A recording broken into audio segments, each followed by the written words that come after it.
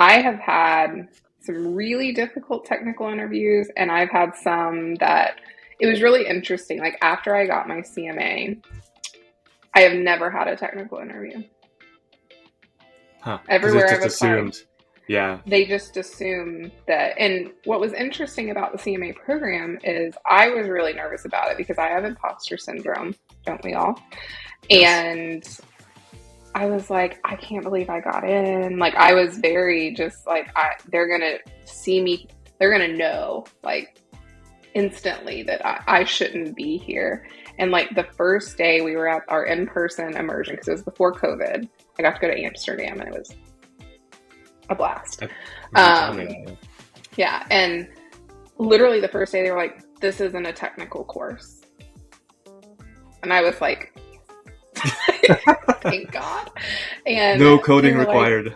They were like, we know you wouldn't be here if you didn't have, because we had to, fill out a very, not super long, but at the time it was just filling out a form. Now you have to do a video. But at the time they were like, we know you guys know that stuff. This is about soft skills. It's about, like, we had a ton of pre-sales people, not a ton. We had about like a fourth of the people were pre-sales only, which I thought was interesting. Mm-hmm. And then when we went through the board reviews, a lot of the people, because you can fail once and still do a retake and it's fine. A lot of the people who failed the first time, it was because they were too technical, like in the board review, because they set up the board review like you're explaining to a CIO, an architect, and like a program manager. And so you have to be able to talk to all three audiences. Yeah. And I just remember being like, I can happily shut down all the technical talk. And one of the feedback, because I did fail my first one. And part of it, in my opinion, is because I did not have the bandwidth from the employer I worked for at the time to dedicate time to my presentation and to what all I was going to do. And the second time I took PTO so I could just sit and focus, and like I ran through it so many times.